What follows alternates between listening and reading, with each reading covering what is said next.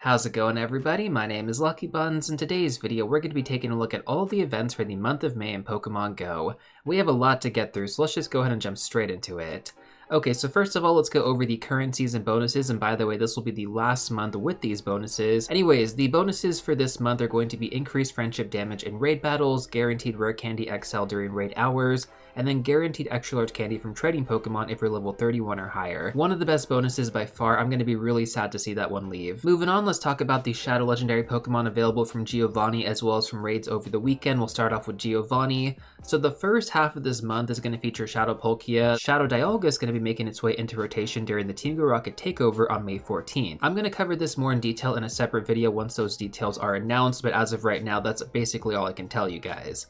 Now, for those of you that are still undecided if you want to actually get yourself a Shadow Palkia, let me quickly run through the stats once again. So this is currently the best non-Mega Dragon type attacker in the game, and it is going to be slightly better than Shadow Dialga. It's also slightly better than Palkia Origin Form and Raid specifically, but the difference is minimal. Now in terms of PvP relevance, it's currently ranked in the top 15 for the Open Master League, so if you were lucky enough to get a good IV spread, you could get dual functionality in that format. Now with that being said, I do actually think Palkia Origin Form with Spatial Rend is going to be the better pick overall. It's number 1 in the Open Master League right now and is a fantastic Dragon type attacker. Plus, you can always lucky trade it. So personally speaking, I'm most likely not going to use a Super Rocket Raider. I might change my mind like last minute. I definitely did that with Shadow Heatran, so never say never there. But overall, I do think this is a pretty good option for a lot of players if you just want to get yourself a really good Dragon type attacker to use in the Raid/Gym meta. Next up, let's take a look at our Shadow Legendary option in Raid battles, which is going to be Shadow Regirock making its appearance once again for the second time. This is also going to conclude the second full rotation of the Shadow Regi trio, so hopefully we're going to see something new during the next rotation. To be completely honest, we might just get another rotation of the Shadow Regi trio again. I mean, last year, I think that's exactly what happened with the Legendary Beast. We had Shadow Raikou, Entei, and Suicune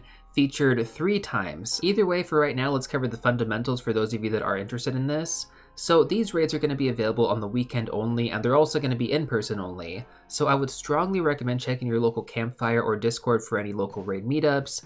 I would also recommend attending something more common like a raid hour on Wednesday, and then ask some of the locals if they would be interested in doing some Shadow Regirock over the weekend. That's probably a better approach, all things considered. Now in terms of meta relevance, Shadow Regirock is currently ranked in the top 50 for the Open Ultra League, and its regular counterpart also has a similar placement in the overall meta. The best moveset for Regirock is going to be Lock On plus Stone Edge and Focus Blast, so no legacy movesets required, which is pretty nice.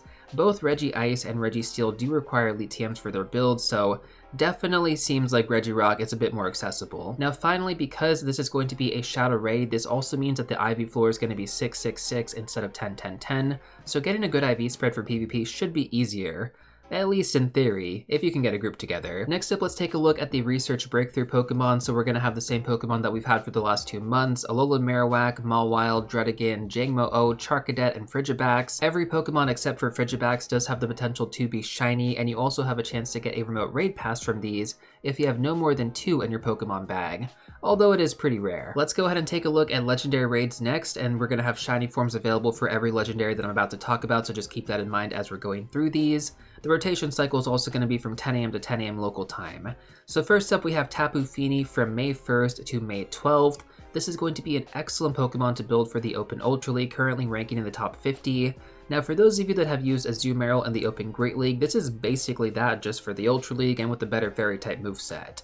That moveset is going to be Nature's Madness, and it normally is a legacy moveset, but it's going to be available during this rotation. So now would actually be the best possible time to be hunting for this, just because you have the chance to get a shiny. The legacy moveset's going to be guaranteed, and yeah, that's basically about it.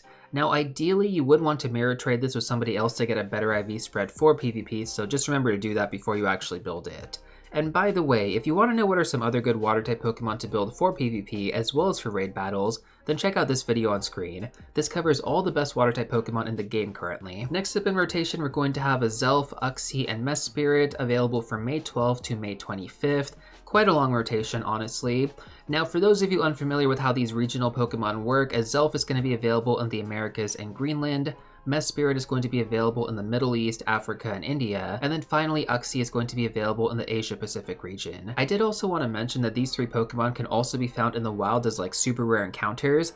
They are still bound to their respective regions, but if you do happen to encounter one, they can't run away, so just keep that in mind as you're trying to catch it. Like, don't use a Master Ball, right? It's definitely not worth it. Going back to the raids though, if you are planning to focus on your non-regional variant, I would strongly recommend an app like PokeGenie. This makes it pretty easy to find raid lobbies, and you can also host your own raids as well. Based on previous rotations, I'm pretty sure Azelf is the least desired of these three, so it's probably going to be a little bit tougher to get raid support if you're trying to host lobbies, but if you're trying to, remote into them, it should be pretty easy to get this one. Most people are probably going to end up hunting the shinies for all three of these if they don't already have them, but in terms of meta relevance, Uxie is going to be the only one that's actually kind of good. It currently ranks in the top 200 for the Open Ultra League. It's not exactly something I'd strive for, but just kind of keep this in mind in case you end up with extras. I'd probably mirror trade them to try and get a better IV spread. Luckily for me, I was actually able to get a good IV spread on my Uxie during the Sinnoh event, and I got all three shinies, so I'm pretty much good on this. This rotation's definitely going to be a big skip for me, but I might focus on the megas, and we'll talk more about those later. Now finally, our last rotation is going to be taking place from May 26th to June 3rd, and that's going to be Tapu Bulu, which also currently ranks in the top 20 for the Open Master League right now. It's also a pretty good grass-type Pokemon to use in the raid/gym meta, so if you do happen to build it for the Open Master League, you can definitely use it for more than one thing. Now, similar to all of the other Island Guardians that we've had so far, Tapu Lele, Tapu Fini, and Tapu Koko, Tapu Bulu is also going to be available with Nature's Madness during this rotation, which is fantastic, so once again, I could not think of a better time to be raiding for this guy. Now if you want to actually know where Tapu Bulu stands exactly in the Grass-type meta and what other Grass-type Pokemon are worth building for raids in PvP, then check out this video right here. You can also find it linked in the description down below. Next up, let's take a look at raid hours, which are going to be taking place every Wednesday from 6 to 7 p.m. local time. Typically, whichever legendary Pokemon is currently in rotation is going to be the one featured during that respective Wednesday. So for example, on May 7th, we're going to have Tapu Fini. On the 14th and the 21st, we're going to have Azelf, Uxie, and Mesprit, depending on your area. And then finally, on the 28th, we're going to have Tapu Bulu. Now, for those of you unfamiliar with how raid hours actually work, most gyms are going to have the featured Pokemon appearing, and the raids are going to also reset after about 25 minutes, which means you can essentially hit the same gyms again at the half-hour mark. It's pretty convenient if you only have a few gyms around you, and like I mentioned earlier, I would strongly recommend checking out Campfire for any local meetups. That pretty much wraps up things for legendary raids, but now let's take a look at our mega options as well. So once again, shiny forms are going to be available for every Pokemon I'm about to mention. So first up, we're going to have Mega Houndoom available from May 1st to May 12th. This is the third best Dark-type Mega in the game. It just got removed from the second best, and that's going to be because Mega Absol took its place with Brutal Swing from the recent raid day that we had back in March. Mega Tyranitar is still currently the best option you guys can go with, so I would be more conservative with Mega Houndoom if you do plan on powering it up. This Mega does also benefit from the dual typing of Fire and Dark though, so it may come in handy more for candy grinding rather than as a raid attacker. Following that, we're going to have Mega Gyarados available from May 12th to May 25th. Now, out of all the Mega Water types, Mega Gyarados is actually the weakest, but that doesn't necessarily make it bad. In its non-Mega form, it's currently ranked in the top 50 for the Open Master League, so you can definitely get dual functionality out of building this guy. Mega Gyarados also takes on the dual typing of Dark and Water, so it's actually pretty good for farming candy during certain events. Finally, our last Mega is going to be Mega Altaria from May 25th to June 3rd. So for Mega Altaria, I would recommend building one for the Great League if you haven't done so already, and then using that as your Mega option. This Pokemon isn't really built well for raids, so you're mainly just going to use it for candy farming bonuses, just kind of like the other two. Mega Altaria also takes on the dual typing of Fairy and Dragon in its Mega form, so it's actually pretty unique. Now, like always, to end off the Mega section, I want to go over some general information for any new or returning players watching this. So first of all, you only need to Mega Evolve these Pokemon once before getting access to their cooldown period moving forward. After that, you can just walk them as your buddy to earn more energy for free. This typically requires about 1 to 2 raids on average for that initial energy. Now, you're also going to get more extra large candy when your Pokemon gets to Mega level 3, which is unlocked after 30 days of Mega Evolution. Additionally, on top of that, when you complete these Mega raids, you're also going to get guaranteed charge TMs. We do have a Team Go Rocket Takeover event upcoming, so this would be a good time to really take advantage of that bonus. Following that, let's take a look at the Max Battle section. So we're going to have the rotation cycle from April 28th to May 5th. So first up, we have Dynamax Charmander, which if you guys have extra MP, I would do these to farm more candy for their G-Max form. And then we also have Dynamax P-Dove, which is one of the few flying type attackers that we do have available, so you may want to grab this as a temporary option until we get a G-Max flying Pokemon, but so far I haven't actually used this, so I mean, personally speaking, I probably wouldn't prioritize it. And then we also have Dynamax Wooloo, Cryogonal, and Phalanx, all Pokemon you can pretty much ignore. The next rotation cycle is going to take place from May 5th to May 12th. The number one Pokemon that I strongly recommend focusing on here is going to be Dynamax Beldum. When evolved to Metagross, this is one of the best Dynamax Pokemon in the game.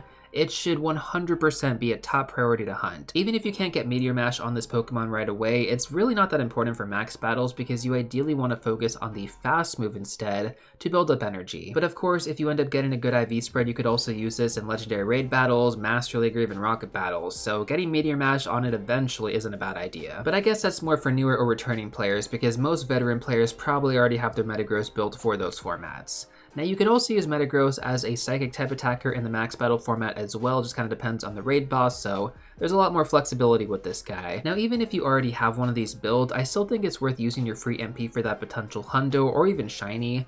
Beldum is going to be a level 3 max battle, but it can be soloed quite easily with minimal resources. I actually have a full guide video which I strongly recommend checking out. We also have Dynamax, Bulbasaur, Machop, and Grookey, and basically the same thing that I said for Charmander. If you guys have extra MP and you don't really want to focus on Beldum, you can do these to farm more candy and extra large candy for their Gmax forms. The next rotation is going to be taking place from May 12th to May 19th, and we're going to have Dynamax Chansey in rotation. When evolved to Blissey, this is actually one of the best tanks to use in max battles currently, also one of the best healers. Dynamax Chansey can also be soloed easily, so you don't really need the best Pokemon to start farming this, which is kind of nice. I think that's great for newer players because Dynamax Blissey is by far one of the most important investments for the max battle feature currently. And also when it comes down to the IVs, you don't need to focus on attack, you just need to focus on getting 15 HP and 15 defense, because you're not going to be using the attack to do damage, you're just going to use it to farm energy.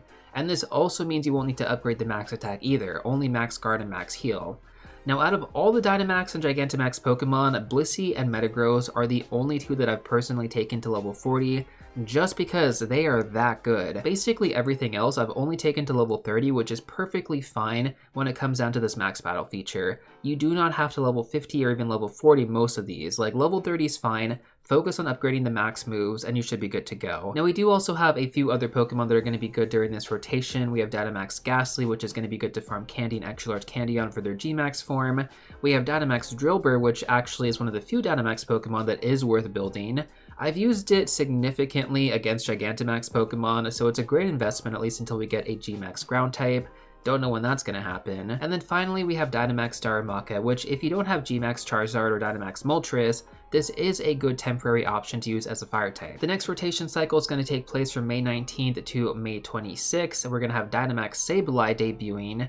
This is going to be a brand new Pokemon in this feature, but I'm not really sure why you would want to build one. It does have good resistances, to be fair, being a dual ghost and dark type Pokemon. I just don't really think it's worth focusing on. So even though I don't really recommend building this, that doesn't mean that you shouldn't do this, and here's why. Sableye awards 750 Stardust per catch, and the shiny is also pretty nice if you end up getting it. So if you have too much MP, you could always use it on this. Of course, you do have other options out there, like Dynamax Squirtle, Dynamax Krabby, gonna be good to farm some candy on those guys for their Gmax forms, and you have Dynamax Beldum.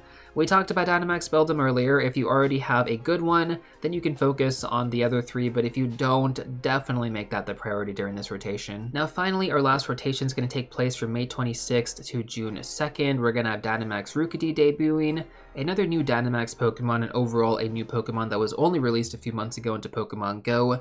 This is going to benefit from a future Gmax form, so I would strongly recommend farming candy for this. Also, it was pretty rare the last time that we saw it. We do also have max hours, which are going to be taking place every Monday from 6 to 7 p.m. local time.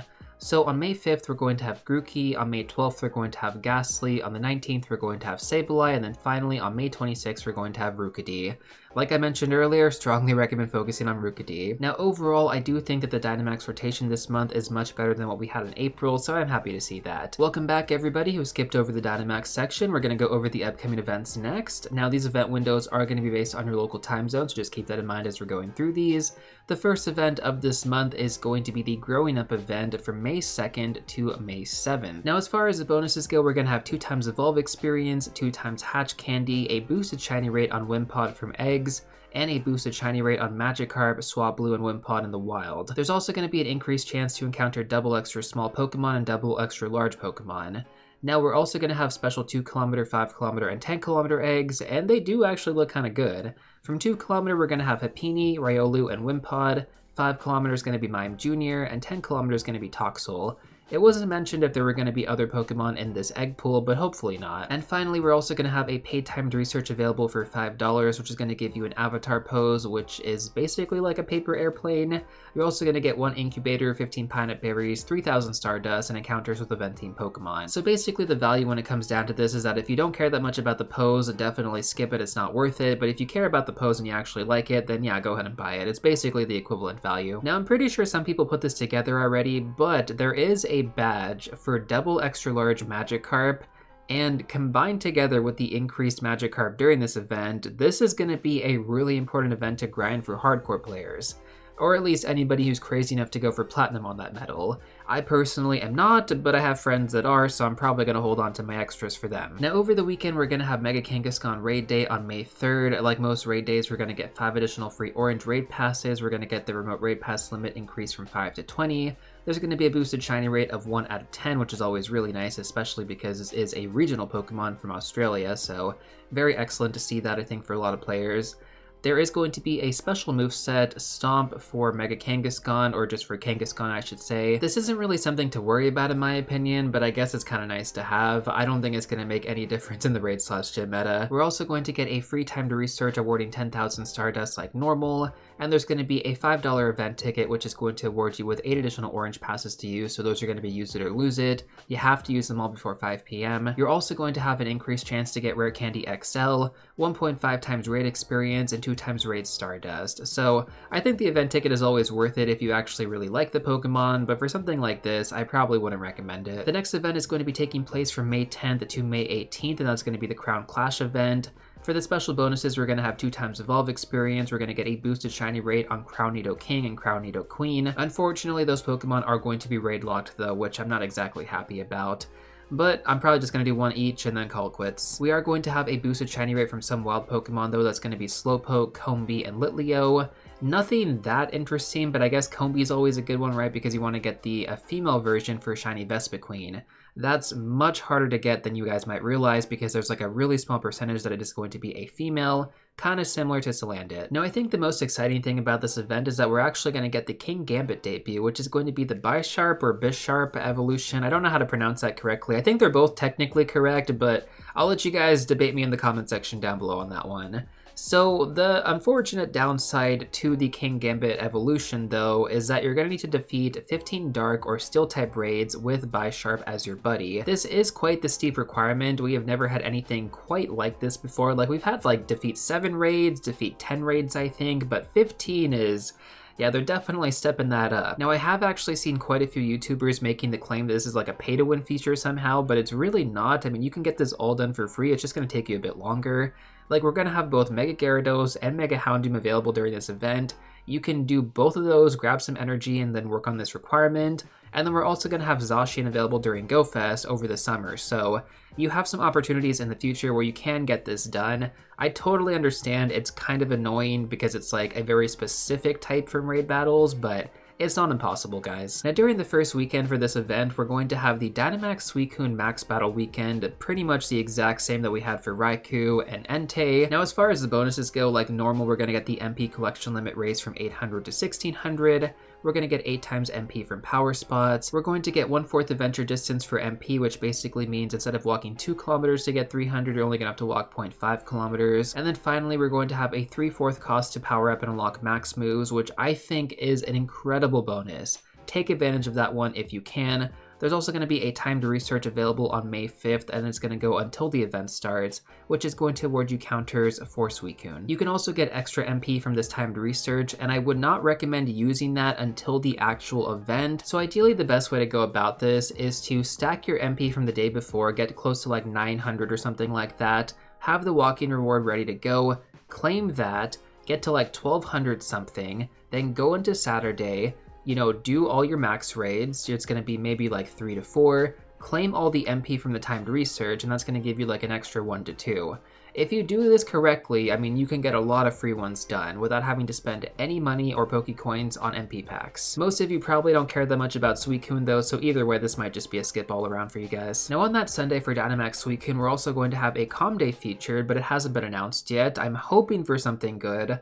The last few Calm Days have been kind of whatever, so I feel like we really need a good one. Now if you were wondering why the event was so long for the Crown Clash, there is a reason for that, and I guess I technically talked about this earlier, but we're going to have the Team Rocket Takeover portion of this event starting from May 14th and going until the 18th.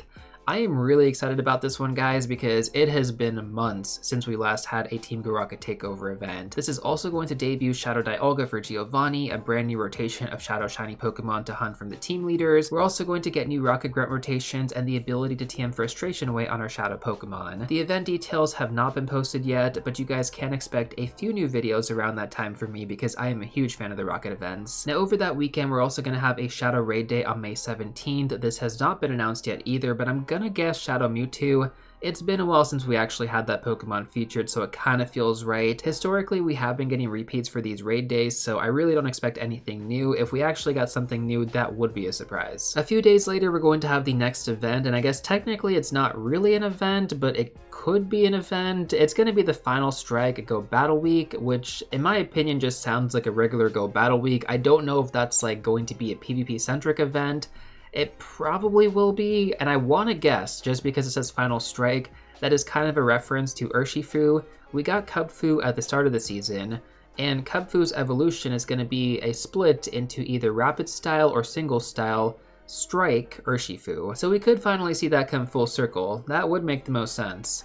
Now, on top of that, though, we are going to get 4x Stardust from the Winter Wards in GBL, so make sure that you guys are using that 1-4 strategy to really take advantage of that amazing Stardust. Even if you don't care that much about Go Battle League or PvP, trust me, everybody can do this. It's really easy to farm Stardust, and all you have to do is basically just be at rank 20 to make the most out of it. If you want a more in-depth explanation on this, I actually have a full video going over this. It is kind of a little bit outdated now, so I might have to update it, but it should definitely get the point across. Now on May 24th, over that weekend, we're going to have Calm Day Classic, which has not been announced either, so I would love to hear your own predictions on both Calm Days. What do you think we're going to be getting, both for the regular as well as the Classic? Now our final event for the month of May is going to be on May 25th, and that's going to feature the Pokemon Gigantamax Machamp in a Max Battle Day format.